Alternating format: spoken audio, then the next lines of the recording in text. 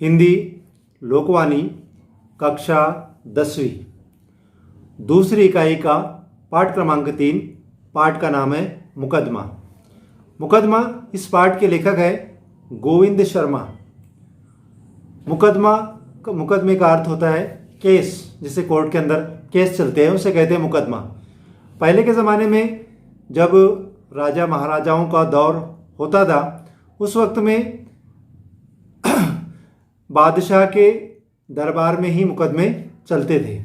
उसी तरीके का यह मुकदमा मैंने इस पाठ के 2 भाग बनाए हैं। मुकदमा भाग 1 भाग 2। आज के इस पाठ में हम भाग 1 पढ़ेंगे। गद्य संबंधी देखिए। प्रस्तुत एकांकी में नाटककार ने जल एवं वायु प्रदूषण पर प्रकाश डाला है। लोग प्रदूषण के मूल कारण का पता नहीं लगाते, वे केवल दूसरों पर दोषारोपण करते हैं। दोषारोपण करना मतलब एक दूसरे पर इल्ज़ाम लगाना, एक दूसरे पर आरोप लगाना। लेखक का कहना है कि प्रदूषण का मूल कारण मानव ही है, अतः हमें प्रदूषण को समाप्त करने हेतु आवश्यक कदम उठाने चाहिए।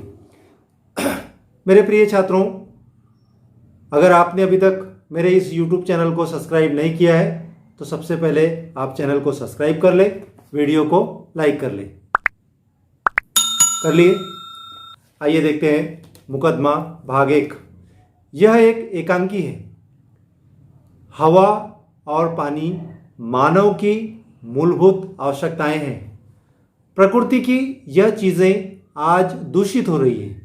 प्रकृति यानी कुदरत, नेचर की बनाई हुई जो चीज़ें हैं, हवा और पानी, ये क्या हो गई है? आज दूषित हो रही है और उससे पर्यावरण प्रभावित हो रहा है। इस प्रदूषण का कारण मानव ही है और इस प्रदूषण का कारण मानव ही है। प्रस्तुत एकांकी में लेखक गोविंद शर्मा ने इस बात पर जोर दिया है कि प्रदूषण का कारण हम हैं तो हमें ही इसे दूर करने का प्रयास करना चाहिए। प्रदूषण का कारण हम हैं तो इसे दूर करने का प्रयास कौन करेगा? हम ही करेंगे। आइए देखते हैं मुकदमा भाग 1।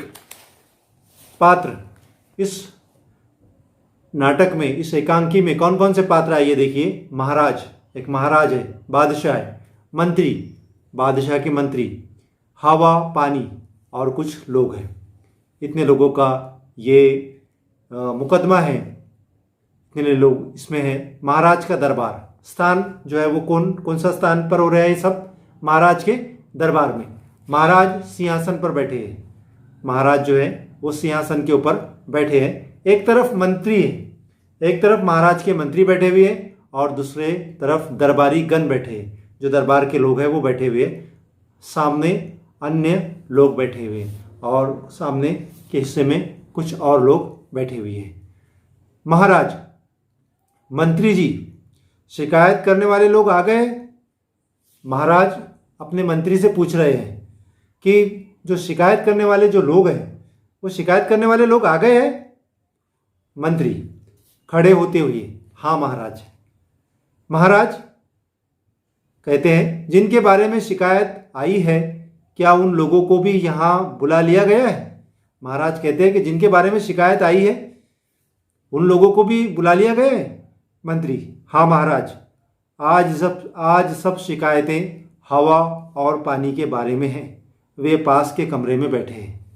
आज की जो शिकायतें हैं वो हवा और पानी के बारे में हैं और दोनों भी बाजू के कमरे में बैठे हुए हैं। महाराज, ठीक है, मुकदमे की कार्रवाई शुरू करें। पहले पानी को बुलाया जाए। महाराज आदेश देते, हुक्म देते हैं कि मुकदमे की कार्रवाई जो है वो शुरू की जाए। पहले पानी को बुलाया जाता है। जो आरोपी होता है, आरोपी मतलब जिस पर आरोप लगाया गया है उसको कहते हैं आरोपी। आरोपी को बुलाया जाता है। मंत्री इशारा करते हैं, मंत्री जी इशारा करते हैं। सबसे पहले किसको बुलाते हैं? पानी को। भीगे कपड़े पहने एक लड़का हाजिर होता है। पानी का रूप जो है वो किसने किया है? पानी का रूप किसने लिया है? एक लड़के ने। कैसे? भीगे हुए कपड़े पहनकर हाजिर होता है। उसके कपड़ों के भीतर छिपे टेप रिकॉर्डर से पानी के बहने की कल कल आवाज़ सुनाई दे रही है और उस लड़के के भीतर, कपड़ों के भीतर एक टेप रिकॉर्डर लगा है और उस टेप रिकॉर्डर से कैसी आवाज़ आ रही है? जैसे पानी के बहने की आवाज़ आती है। पानी, महाराज की जय हो। पानी कहता है महाराज की जय हो। पहले के ज़माने के आपने कुछ वीडियोस देखे हो या फिल्म देखे हो तो उसमें जब भी कोई महाराज के सामने पेश होता है तो वो क्या करता है? अपना सर झुकाकर ऐसे कहता है महाराज की जय हो। महाराज, पानी, तुमसे इन लोगों की शिकायत है। यदि शिकायत सच साबित हो गई तो तुम्हें राज्य के कानून के अनुसार दंडित किया जाएगा। महाराज कहते हैं पानी से कि तुम्हारे बारे में शिकायत है। यदि आपके बारे में जो शिकायत है वो अगर सही निकली तो आपको क्या किया जाएगा? आपको शिक्षा दी जाएगी, दंडित किया जाएगा। पानी कहता है महाराज, मुझे नहीं मालूम कि ये लोग मुझसे क्यों नाराज है।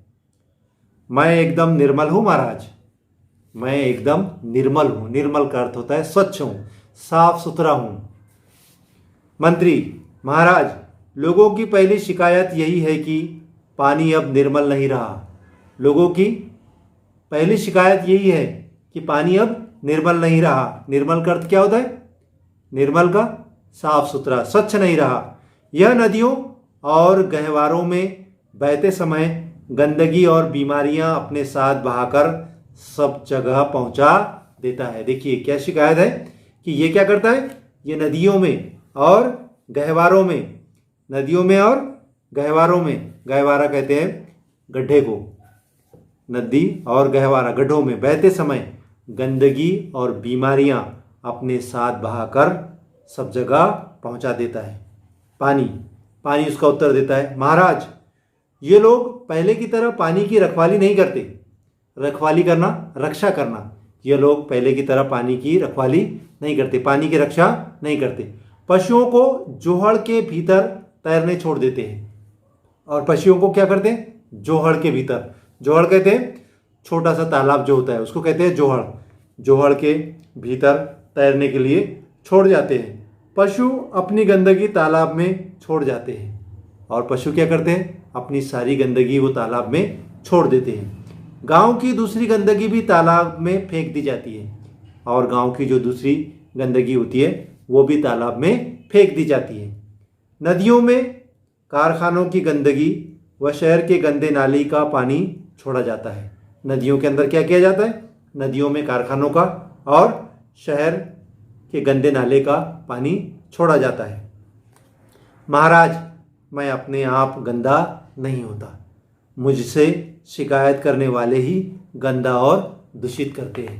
मुझसे जो शिकायत कर रहे हैं वही क्या करते हैं? वही मुझे गंदा और दूषित करते हैं।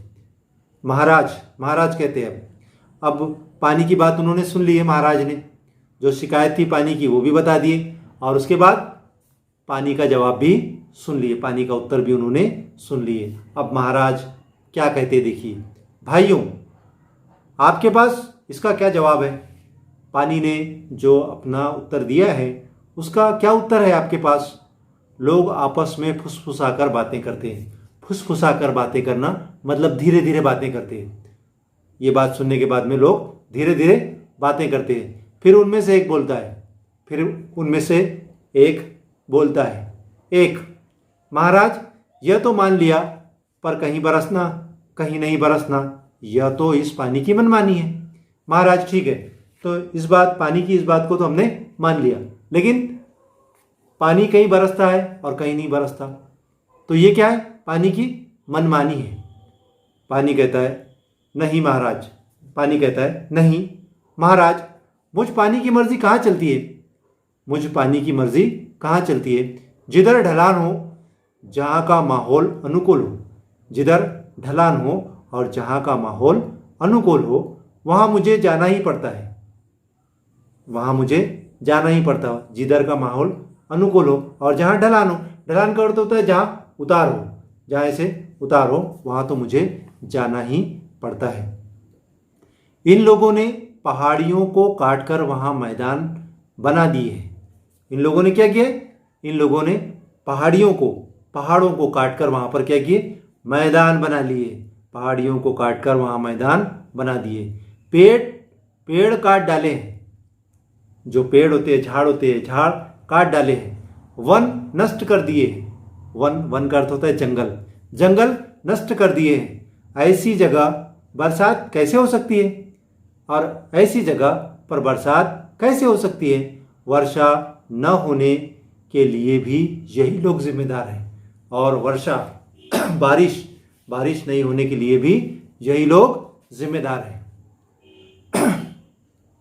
दूसरा आदमी प्रश्न पूछता है, दूसरा आदमी शिकायत करता है, अधिक वर्षा के लिए कौन जिम्मेदार है? जो बहुत ज्यादा वर्षा होती है ना, तो उसके लिए कौन जिम्मेदार है? पानी कहता है जो बादल बना है वह तो बरसेगा ही। जो बादल बना है वो तो बरसेगा ही। फिर जहाँ वर्षा का पानी बहना चाहिए, जहाँ नदी बहनी चाहिए, जहाँ मेरे सुस्ताने की पुरानी जगह है, जहाँ मेरे सुस्ताना कहते हैं थकावट दूर करना, सुस्ताने की पुरानी जगह होगी, वहाँ तो मैं जाऊँगा ही। जो बादल बना है वो तो बरसेगा ही। और वर्षा का पानी जहाँ से बहना चाहिए, जहाँ नदी बहनी चाहिए, जहाँ मेरे सुस्ताने की जगह है, थोड़ी देर रुकने की जगह है, वहाँ तो मैं जाऊँगा ही।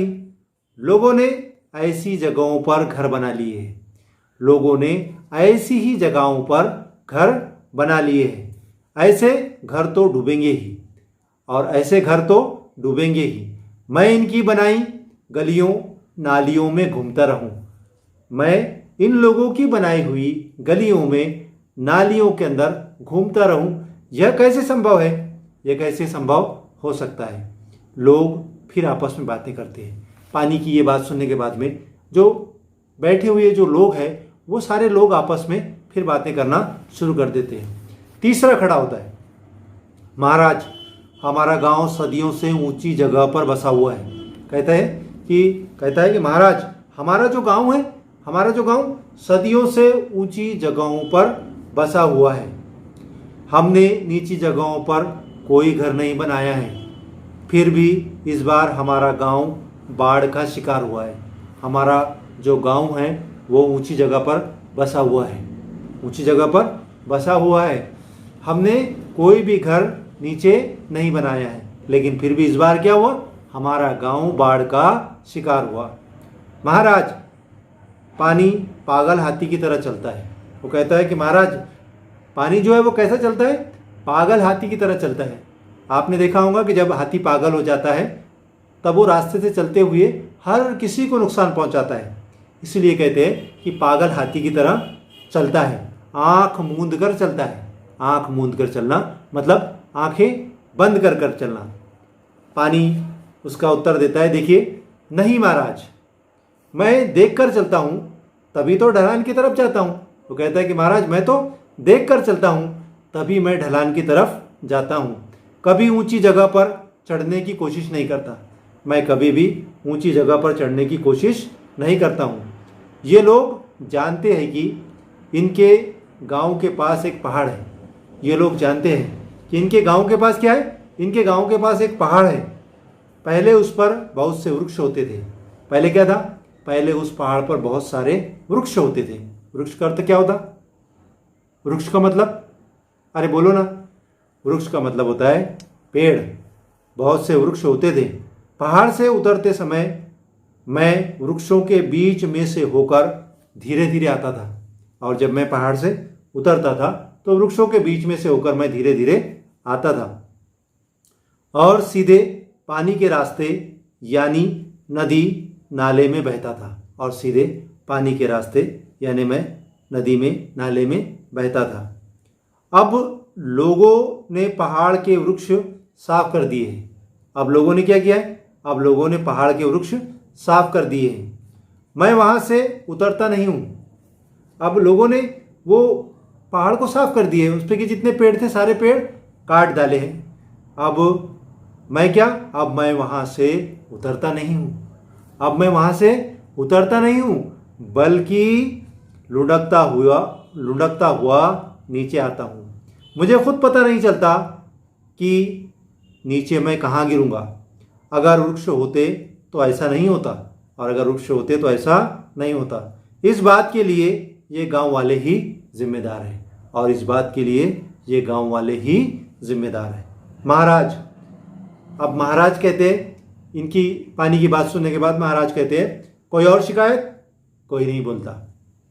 तुम्हारी चुप्पी इस बात की गवाह है कि तुमने भी इन कारणों को मान लिया है।